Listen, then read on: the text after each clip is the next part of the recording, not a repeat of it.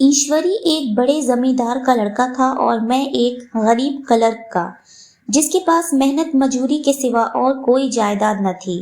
हम दोनों में परस्पर बहसें होती रहती थीं। मैं जमींदारी की बुराई करता, उन्हें हिंसक पशु और खून चूसने वाली जोंक और वृक्षों की चोटी पर फूलने वाला बंजा कहता। वो जमींदारों का पक्ष लेता, पर स्वभावतः उसका पहलू कुछ कमजोर होता था, क्योंकि उसके पास जमींदारी के अनुकूल कोई दलील न थी। वो कहता कि सभी मनुष्य बराबर नहीं होते, छोटे बड़े हमेशा होते रहते हैं और होते रहेंगे। लचर दलील थी, किसी मानुषीय या नैतिक नियम से इस व्यवस्था का औचित्य सिद्ध करना कठिन था। मैं इस वाद विवाद की गर्मा गर्मी में अक्सर तेज हो जाता और लगने वाली बात कह जाता, लेकिन ईश्वरी हार कर भी मुस्कुराता रहता था। मैंने उसे कभी गर्म होते नहीं देखा। शायद इसका कारण ये था कि वो अपने पक्ष की कमजोरी समझता था। नौकरों से वो सीधे मुंह बात नहीं करता था। अमीरों में जो एक बेदर्दी और उदंडता होती है, उसमें उसे भी प्रचुर भाग मिला था। नौकर ने बिस्तर लगाने में जरा भी देर की, दूध जरूरत से ज्यादा गर्म या ठंडा हुआ, साइकिल अच्छी तरह साफ नहीं हुई तो वो आपे से बाहर हो जाता। सुस्ती या बदतमीजी उसे जरा भी बर्दाश्त न थी, पर दोस्तों से और विशेषकर मुझसे उसका व्यवहार सौहार्द और नम्रता से भरा हुआ होता था। शायद उसकी जगह मैं होता तो मुझमें भी वही कठोरताएं पैदा हो जाती जो उसमें थीं, क्योंकि मेरा लोक प्रेम सिद्धांतों पर नहीं, निजी दशाओं पर टिका हुआ था। लेकिन वो मेरी जगह होकर भी शायद अमीर ही रहता, क्योंकि वो प्रकृति से ही विलासी और ऐश्वर्य प्रिय था। अब की दशहरे की छुट्टियों में मैंने निश्चय किया कि घर न जाऊंगा। मेरे पास किराए के लिए रुपए न थे और न घर वालों को तकलीफ देना चाहता था। मैं जानता हूँ वे मुझे कुछ देते हैं, वो उनकी हैसियत से बहुत ज्यादा है। उसके साथ ही परीक्षा का ख्याल था। अभी बहुत कुछ पढ़ना है। बोर्डिंग हाउस में भूत की तरह अकेले पड़े रहने को भी जीना चाहता था। इसीलिए जब ईश्वरी ने मुझे अपने घर का न्योता दिया तो मैं बिना आग्रह के राजी हो गया। ईश्वरी के साथ परीक्षा की तैयारी खूब हो जाएगी। वो अमीर होकर भी मेहनती और ज़हीन है। उसने इसके साथ ही कहा, लेकिन भाई एक बात का ख्याल रखना, वहां अगर जमींदारों की निंदा की तो मामला बिगड़ जाएगा और मेरे घर वालों को बुरा लगेगा। वह लोग तो असामियों पर इसी दावे से शासन करते हैं कि ईश्वर ने आसामियों को उनकी सेवा के लिए ही पैदा किया है। असामी भी यही समझता है। अगर उसे सुझा दिया जाए कि जमींदार और असामी में कोई मौलिक भेद नहीं है तो जमींदारी का कहीं पता न लगे। मैंने कहा, तो क्या तुम समझते हो कि मैं वहां जाकर कुछ और हो जाऊंगा? हाँ, मैं तो यही समझता हूँ। तुम गलत समझते हो। ईश्वरी ने इसका कोई जवाब न दिया। कदाचित उसने इस मामले को मेरे विवेक पर छोड़ दिया और बहुत अच्छा किया। अगर वो अपनी बात पर अड़ता तो मैं भी जिद पकड़ लेता। सेकंड क्लास तो क्या, मैंने कभी इंटर क्लास में भी सफर न किया था। अब की सेकंड क्लास में सफर का सौभाग्य प्राप्त हुआ। गाड़ी तो 9 बजे रात को आती थी, पर यात्रा के हर्ष में हम शाम को स्टेशन जा पहुंचे। कुछ देर इधर उधर सैर करने के बाद रिफ्रेशमेंट रूम में जाकर हम लोगों ने भोजन किया। मेरी वेशभूषा और रंग ढंग से पारखी खानसामों को ये पहचानने में देर न लगी कि मालिक कौन है और पिछलग्गू कौन। लेकिन न जाने क्यों मुझे उनकी गुस्ताखी बुरी लग रही थी। पैसे ईश्वरी की जेब से गए। शायद मेरे पिता को जो वेतन मिलता है उससे ज्यादा इन खानसामों को इनाम इकराम में मिल जाता हो। एक अठन्नी तो चलते समय ईश्वरी ही ने दी। फिर भी मैं उन सबों से उसी तत्परता और विनय की अपेक्षा करता था जिससे वे ईश्वरी की सेवा कर रहे थे। ईश्वरी के हुक्म पर सब के सब दौड़ते हैं, लेकिन मैं कोई चीज मांगता हूँ तो उतना उत्साह नहीं दिखाते। मुझे भोजन में कुछ स्वाद न मिला। ये भेद मेरे ध्यान को संपूर्ण रूप से अपनी ओर खींचे हुए था। गाड़ी आई, हम दोनों सवार हुए। खानसामों ने ईश्वरी को सलाम किया, मेरी ओर देखा भी नहीं। ईश्वरी ने कहा, कितने तमीजदार हैं ये सब। एक हमारे नौकर हैं कि कोई काम करने का ढंग नहीं। मैंने खट्टे मन से कहा, इसी तरह अगर तुम अपने नौकरों को भी 8 आने रोज दिया करो तो शायद इनसे ज्यादा तमीजदार हो जाएं। तो क्या तुम समझते हो ये सब केवल इनाम के लालच से इतना अदब करते हैं? जी नहीं, कदापि नहीं। तमीज और अदब तो इनके रक्त में मिलाया गया है। गाड़ी चली। डाक थी, प्रयाग से चली तो प्रतापगढ़ जाकर रुकी। एक आदमी ने हमारा कमरा खोला। मैं तुरंत चिल्ला उठा, दूसरा दर्जा है, सेकंड क्लास है। उस मुसाफिर ने डिब्बे के अंदर आकर मेरी ओर एक विचित्र उपेक्षा की दृष्टि से देखकर कहा, जी हाँ, सेवक इतना समझता है, और बीच वाले बर्थ पर बैठ गया। मुझे कितनी लज्जा आई, कह नहीं सकता। भोर होते होते हम लोग मुरादाबाद पहुंचे। स्टेशन पर कई आदमी हमारा स्वागत करने के लिए खड़े थे। 2 भद्र पुरुष थे, 5 बेगार। बेगारों ने हमारा लगेज उठाया। दोनों भद्र पुरुष पीछे पीछे चले। एक मुसलमान था, रियासत अली, दूसरा ब्राह्मण था, राम हरक। दोनों ने मेरी ओर अपरिचित नेत्रों से देखा, मानो कह रहे हैं, तुम कौवे होकर हंस के साथ कैसे? रियासत अली ने ईश्वरी से पूछा, ये बाबू साहब क्या आपके साथ पढ़ते हैं? ईश्वरी ने जवाब दिया, हाँ, साथ पढ़ते भी हैं और साथ रहते भी हैं। यूं कहिए कि आप ही की बदौलत मैं इलाहाबाद पड़ा हुआ हूँ, नहीं तो कब का लखनऊ चला आया होता। अब कि मैं इन्हें घसीट लाया। इनके घर से कई तार आ चुके थे, मगर मैंने इनकारी जवाब दिलवा दिया। आखिरी तार तो अर्जेंट था, जिसकी फीस 4 आने प्रति शब्द है, पर यहाँ से भी उसका जवाब इनकारी ही गया। दोनों सज्जनों ने मेरी ओर चकित नेत्रों से देखा, आतंकित हो जाने की चेष्टा करते जान पड़े। रियासत अली ने अर्धशंका के स्वर में कहा, लेकिन आप बड़े सादे लिबास में रहते हैं। ईश्वरी ने शंका निवारण की, महात्मा गांधी के भक्त हैं साहब, खद्दर के सिवा कुछ पहनते ही नहीं, पुराने सारे कपड़े जला डाले। यूं कहो कि राजा हैं, 2.5 लाख सालाना की रियासत है, पर आपकी सूरत देखो तो मालूम होता है अभी अनाथालय से पकड़ कर आए हैं। राम हरक बोले, अमीरों का ऐसा स्वभाव बहुत कम देखने में आता है, कोई भांप ही नहीं सकता। रियासत अली ने समर्थन किया, आपने महाराजा चांगली को देखा होता तो दांतों तले उंगली दबाते। एक गाढ़े की मिर्जई और चमरौधे जूते पहने बाजारों में घूमा करते थे।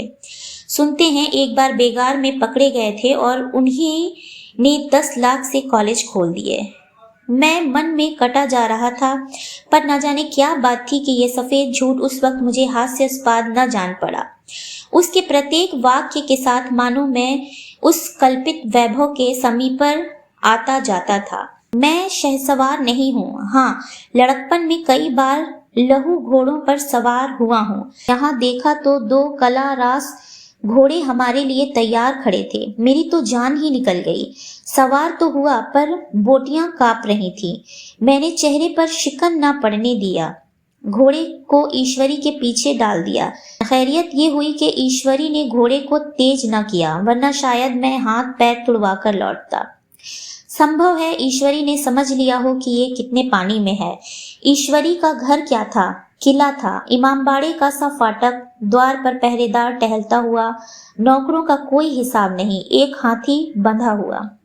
ईश्वरी ने अपने पिता, चाचा, ताऊ आदि सबसे मेरा परिचय कराया और उसी अतिशयोक्ति के साथ ऐसी हवा बांधी कि कुछ न पूछिए।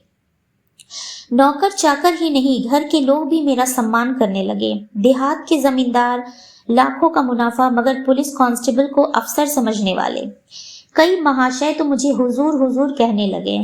जब जरा एकांत हुआ तो मैंने ईश्वरी से कहा, तुम बड़े शैतान हो यार, मेरी मिट्टी क्यों पलीत कर रहे हो? ईश्वरी ने दृढ़ मुस्कान के साथ कहा, इन गधों के सामने यही चाल जरूरी थी, वरना सीधे मुंह बोलते भी नहीं। जरा देर के बाद नाई हमारे पांव दबाने आया। कुंवर लोग स्टेशन से आए हैं, थक गए होंगे, ईश्वरी ने मेरी ओर इशारा करके कहा। पहले कुंवर साहब के पांव दबा। मैं चारपाई पर लेटा हुआ था। मेरे जीवन में ऐसा शायद ही कभी हुआ हो कि किसी ने मेरे पांव दबाए हो। मैं इसे अमीरों के चौंचले, रईसों का गधापन और बड़े आदमियों की मुठमर्दी और जाने क्या क्या कहकर ईश्वरी का परिहास किया करता, और आज मैं पोतड़ों का रईस बनने का स्वांग भर रहा था। इतने में 10 बज गए। पुरानी सभ्यता के लोग थे। नई रोशनी अभी केवल पहाड़ की चोटी तक पहुंच पाई थी। अंदर से भोजन का बुलावा आ गया। हम स्नान करने चले गए। मैं हमेशा अपनी धोती खुद छांट लिया करता हूँ, मगर यहाँ मैंने ईश्वरी की ही भांति अपनी धोती भी छोड़ दी। अपने हाथों अपनी धोती छांटते शर्म आ रही थी। अंदर भोजन करने चले गए हम। हॉस्टल में जूते पहले मेज पर जा डटते थे। यहाँ पांव धोना आवश्यक था। कहार पानी लिए खड़ा था। ईश्वर ने पांव बढ़ा दिए। कहार ने उसके पांव धोए। मैंने भी पांव बढ़ा दिए। कहार ने मेरे पांव भी धोए। मेरा वो विचार न जाने कहाँ चला गया था। सोचा था वहां देहात में एकाग्र होकर खूब पढ़ेंगे, पर यहाँ सारा दिन सैर सपाटे में कट जाता था। कहीं नदी में बजरे पर सैर कर रहे हैं, कहीं मछलियां या चिड़ियों का शिकार खेल रहे हैं, कहीं पहलवानों की बनतें। नौकरों का एक एक जत्था हमेशा घेरे रहता। अपने हाथ पांव हिलाने की कोई जरूरत नहीं, केवल जबान हिला देना काफी है। नहाने बैठो तो आदमी नहलाने को हाजिर, लेटो तो आदमी पंखा झलने को खड़े। मैं महात्मा गांधी का कुंवर चेला मशहूर था। भीतर से बाहर तक मेरी धाक थी। नाश्ते में जरा भी देर ना होने पाए, कहीं कुंवर साहब नाराज ना हो जाएं। बिछावन ठीक समय पर लग जाए। कुंवर साहब के सोने का समय आ गया। मैं ईश्वरी से भी ज्यादा नाजुक दिमाग बन गया था, या बनने पर मजबूर किया गया था। ईश्वरी अपने हाथ से बिस्तर बिछा ले, लेकिन कुंवर मेहमान अपने हाथों से कैसे अपना बिछावन बिछा सकते हैं? उनकी महानता में बट्टा लग जाएगा। एक दिन सचमुच यही बात हो गई। ईश्वरी घर में था। शायद अपनी माता से कुछ बातचीत करने में देर हो गई। यहाँ 10 बज गए। मेरी आंखें नींद से झपक रही थीं, मगर बिस्तर कैसे लगाऊं? कुंवर जो ठहरा। कोई 11:30 बजे मेहरा आया। बड़ा मुंह लगा नौकर था। घर के धंधों में मेरा बिस्तर लगाने की सो राशि ही न रही। अब जो याद आ गई तो भागा हुआ आया। मैंने ऐसी डांट बनाई कि उसने भी याद किया होगा। ईश्वरी मेरी डांट सुनकर बाहर निकल आया और बोला, तुमने बहुत अच्छा किया। ये सब हरामखोर इसी व्यवहार के योग्य हैं। इसी तरह ईश्वरी एक दिन एक जगह दावत में गया हुआ था। शाम हो गई, मगर लैंप मेज पर रखा हुआ था। दिया सलाई भी थी, लेकिन ईश्वरी खुद कभी लैंप नहीं जलाता था। फिर कुंवर साहब कैसे जलाएं? मैं झुंझला रहा था। समाचार पत्र आया रखा हुआ था। जी उधर लगा हुआ था, पर लैंप नदारद। दैव योग से उसी वक्त मुंशी रियासत अली आ निकले। मैं उन्हीं पर उबल पड़ा। ऐसी फटकार बताई कि बेचारा उल्लू हो गया। तुम लोगों को इतनी फिक्र भी नहीं कि लैंप तो जलवा दो? मालूम नहीं ऐसे कामचोर आदमियों का यहाँ कैसे गुजर होता है। मेरे यहाँ घंटे भर निर्वाह न हो। रियासत अली ने कांपते हुए हाथों से लैंप जला दिए। वहां एक ठाकुर अक्सर आया करता था। कुछ मनचला आदमी था, महात्मा गांधी का परम भक्त। मुझे महात्मा जी का चेला समझकर मेरा बड़ा लिहाज करता था, पर मुझसे कुछ पूछते संकोच करता था। एक दिन मुझे अकेला देखकर आया और हाथ बांधकर बोला, सरकार तो गांधी बाबा के चेले हैं ना? लोग कहते हैं कि यहाँ सुराज हो जाएगा तो जमींदार न रहेंगे। मैंने शान जमाई, जमींदारों के रहने की जरूरत ही क्या है? ये लोग गरीबों का खून चूसने के सिवा और क्या करते हैं? ठाकुर ने फिर पूछा, तो क्यों सरकार सब जमींदारों की जमीन छीन ली जाएगी? मैंने कहा, बहुत से लोग तो खुशी से दे देंगे। जो लोग खुशी से न देंगे उनकी जमीन छीननी ही पड़ेगी। हम लोग तो तैयार बैठे हुए हैं। ज्यों ही स्वराज हुआ अपने इलाके असामियों के नाम हिब्बा कर देंगे। मैं कुर्सी पर पांव लटकाए बैठा था। ठाकुर मेरे पांव दबाने लगा, फिर बोला, आजकल जमींदार लोग बड़ा जुल्म करते हैं सरकार।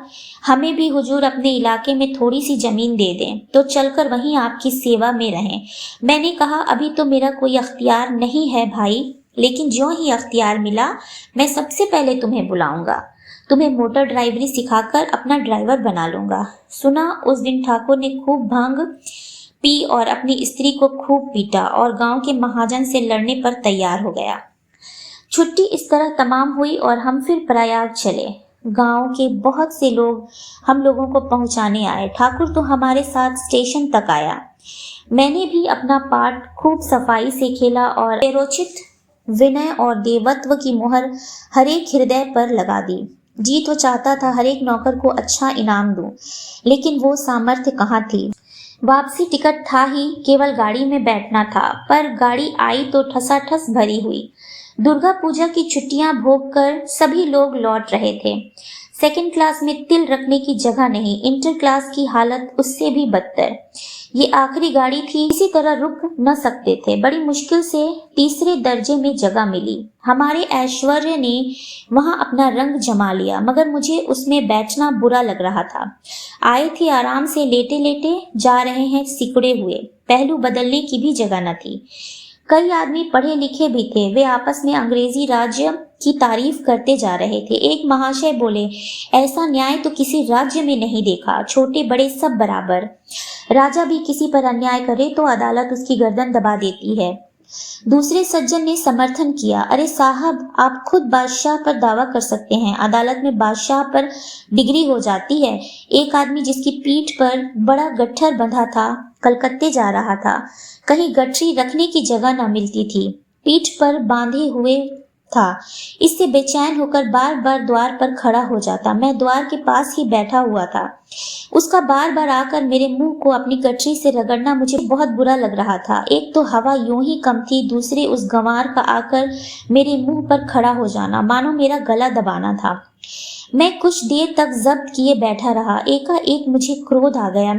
मैंने उसे पकड़कर पीछे ठेल दिया और 2 तमाचे जोर जोर से लगाए।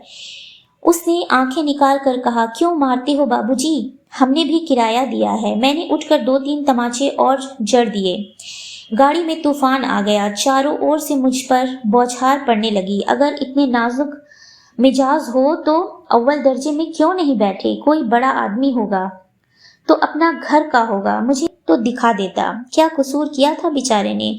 गाड़ी में सांस लेने की जगह नहीं। खिड़की पर जरा सांस लेने खड़ा हो गया तो उस पर इतना क्रोध? अमीर होकर क्या आदमी अपनी इंसानियत बिल्कुल खो देता है? ये भी अंग्रेजी राज है जिसका आप बखान कर रहे थे।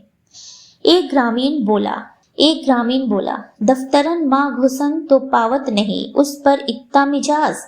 ईश्वरी ने अंग्रेजी में कहा, what an idiot you are बीर। और मेरा नशा अब कुछ कुछ उतरता हुआ मालूम होता था। फ्रेंड्स, अगर आप मेरे चैनल पर पहली बार आए हैं तो प्लीज़ मेरे चैनल को सब्सक्राइब कीजिए, स्टोरीज़ को लाइक कीजिए, शेयर कीजिए और कमेंट करके बताइए कि आपको स्टोरीज़ कैसी लगती है। Thank you for watching.